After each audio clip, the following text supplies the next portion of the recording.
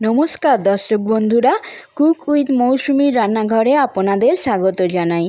আজ আমি আবারও একটা নতুন রেসিপি নিয়ে চলে এসেছি। রেসিপিটার নাম হচ্ছে হোয়াইট রাজমা। আজ আমি হোয়াইট রাজমা দিয়ে একটা রেসিপি বানিয়ে আপনাদের দেখাবো। এটি খুবই প্ল্যান্ট বেসড, প্রোটিন সমৃদ্ধ একটি খাবার। এর গুণাগুণ রয়েছে প্রচুর বন্ধুরা। এর মধ্যে রয়েছে প্রচুর পরিমাণে হাই ফাইবার। এটি আমাদের হার্ট হেলথকে ভালো রাখে, ব্লাড সুগার কন্ট্রোল করে, ওয়েট ম্যানেজমেন্ট করে, বোন হেলথ ঠিক রাখে। শুধু তাই নয়, ক্যান্সার প্রতিরোধ করতেও এটি খুব সহায়তা করে। চলুন তারা দেরি না করে ঝটপট আপনাদের রান্নাটা করে দেখাই।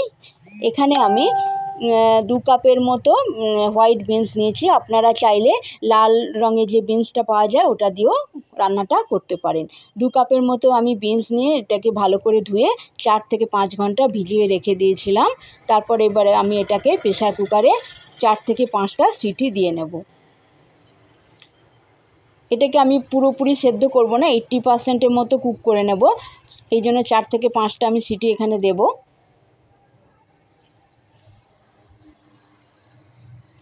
এখানে আমি 1 গ্লাসের মতো জল দিয়ে দিলাম।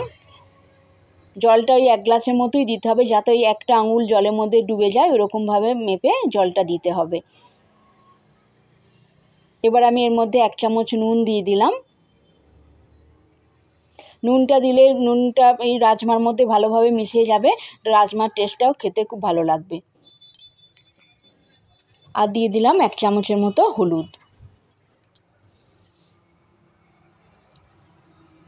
এবার আমি এটাকে 4 থেকে 5টা সিটি দিয়ে নেব। চলুন তাহলে এটাকে সেদ্ধ করে নিই। দেখুন এটা আমার সেদ্ধ হয়ে গেছে। 4 থেকে 5টা সিটি দিয়ে আমি এটাকে সেদ্ধ করে নিয়েছি 80%-এর মতো। দেখুন এরকমভাবে আমি এটাকে সেদ্ধ করে নিয়েছি। এর থেকে বেশি এটাকে আর সেদ্ধ করা যাবে না, এরকমভাবে এটাকে সেদ্ধ করে নিতে হবে। আমি গ্যাসের মধ্যে একটা কড়াই বসিয়ে দিলাম। কড়াইটা আমার গরম হয়ে গেছে। এবার আমি এর মধ্যে দিয়ে দেবো 2 থেকে 3 চামচের মতো সরষের তেল। তেলটা আপনারা এর থেকেও কম বেশি করে নিতে পারেন। আমি এখানে 2-3 চামচের মতোই সরষের তেল দিলাম। আপনারা চাইলে সাদা তেলেও রান্নাটা করতে পারেন। একটু নেড়ে চেড়ে নিলাম, তেলটা আমার গরম হয়ে গেছে। এবার আমি এখানে ফোড়ন হিসাবে দিয়ে দিলাম গোটা জিরে। 1 চামচের মতো আমি গোটা জিরে দিলাম। আর দিয়ে দেবো এর মধ্যে একটা তেজপাতা। তারপর এটাকে তেলের মধ্যে একটু ভালো করে ভেজে নেব। দিয়ে দিলাম একটা দারচিনি।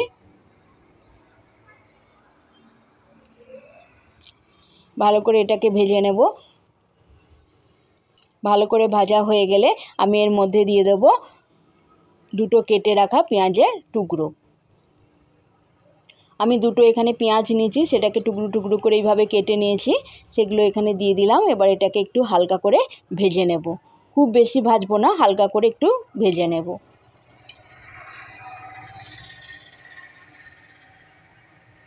এইভাবে নেড়ে চেড়ে 2-3 মিনিট আমি একটু পেঁয়াজটাকে ভেজে নিচ্ছি। দেখুন পেঁয়াজটা আমি এরকমভাবে ভেজে নিয়েছি।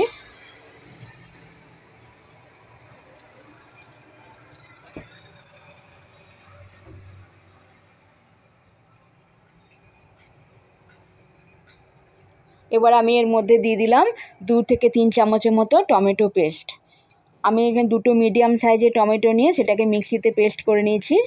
সেই পেস্টটা আমি এখানে দিয়ে দিলাম। আপনারা চাইলে এখানে টমেটো কুচি করেও দিতে পারেন। তারপর এটাকে ভালো করে পেঁয়াজের সঙ্গে একটু কষিয়ে নেব। এর মধ্যে দিয়ে দেবো অল্প একটু নুন।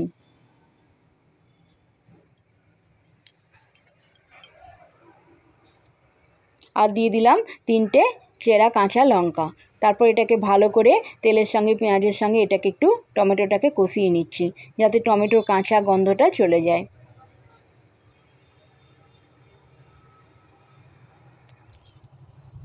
বন্ধুরা আপনারা কিন্তু বানিয়ে এটা অবশ্যই খাবেন। কয়েকটি মাত্র ঘরের উপকরণ দিয়ে এই রাজমা রেসিপিটা বানানো যায়।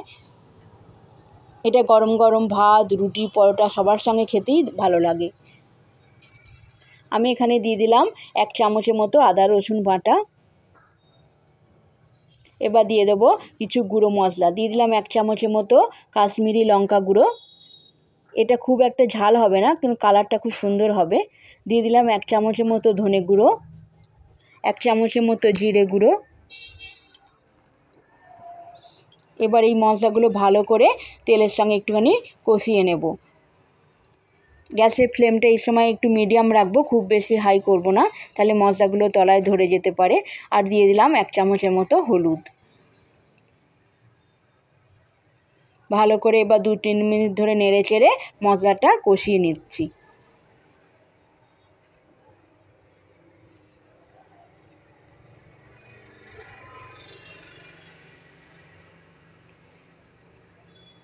বন্ধুরা, আমার এই রেসিপিটা যদি আপনাদের ভালো লেগে থাকে অবশ্যই কিন্তু একটা লাইক করবেন, কমেন্ট করবেন আর সাবস্ক্রাইব করে দেবেন।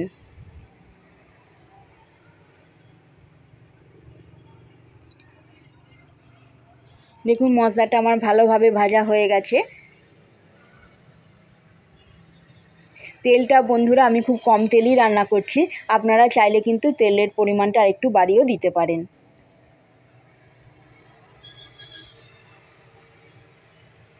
এবার আমি এর মধ্যে দিয়ে দিলাম 2 চামচের মতো দই। দইটা আমি ভালো করে ফেটিয়ে নিয়েছি, সেই ফেটানো দইটা আমি এর মধ্যে দিয়ে দিলাম। তারপর এবার ভালো করে এটাকে মশলার সঙ্গে কষিয়ে নিচ্ছি। ভালো করে 2-3 মিনিট নেড়ে চেড়ে দইটা এই মশলার সঙ্গে কষিয়ে নিতে হবে।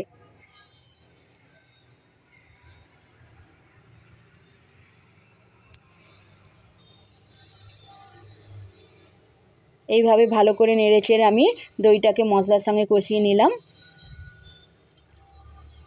দেখুন ভালোভাবে আমার কষানো হয়ে গেছে। এবার আমি এর মধ্যে দিয়ে দেবো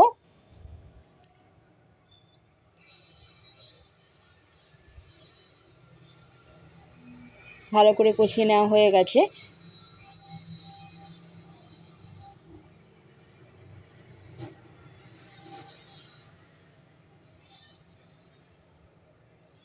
এবার আমি এর মধ্যে দিয়ে দেবো সেদ্ধ করে রাখা রাজমাটা দিয়ে দেবো।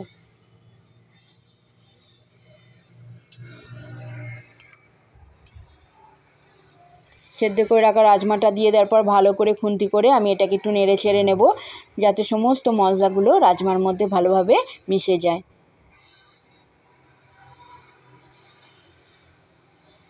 গ্যাসের ফ্লেমটা আমি মিডিয়াম করেই রান্নাটা করছি।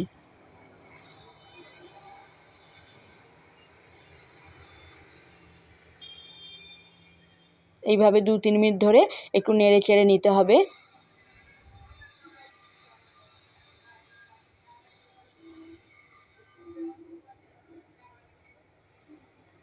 একটুখানি গরম জল আমি দিয়ে দেবো, জল বেশি দেব না, 1 কাপের মতো একটু গরম জল আমি এর মধ্যে দিয়ে দেবো।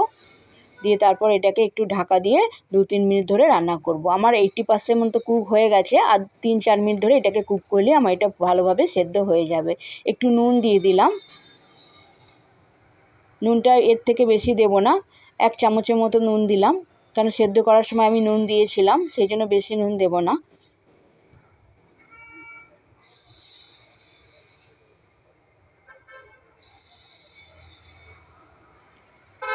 তারপর এটাকে ঢাকা দিয়ে আমি 3-4 মিনিট ধরে এটাকে একটু সেদ্ধ করে নেব।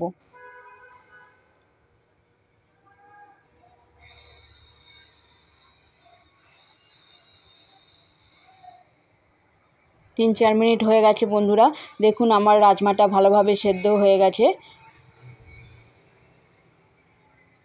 একবার এটাকে খুন্তি করে ভালোভাবে নেড়ে চেড়ে নিচ্ছি।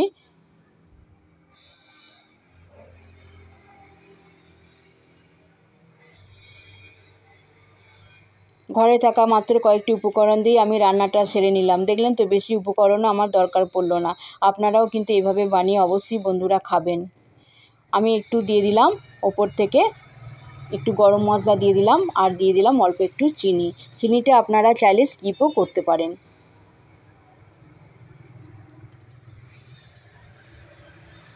এবার এটাকে আমি একটা পাত্রে এবার তুলে নেব। এটা গরম গরম ভাত, রুটি, পরোটা সবার সঙ্গে খেতেই দারুণ লাগে।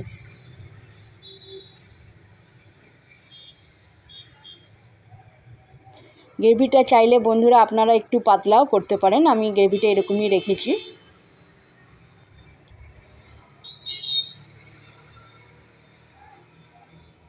চলুন এবার এটা একটা পাত্রে তুলে নিই। দেখুন এরকমভাবে আমার রান্নাটা হয়ে গেল। খুব বেশি আমি পাতলা করিনি, এরকমভাবেই রেখেছি। এবার একটা পাত্রতে তুলে রাখি।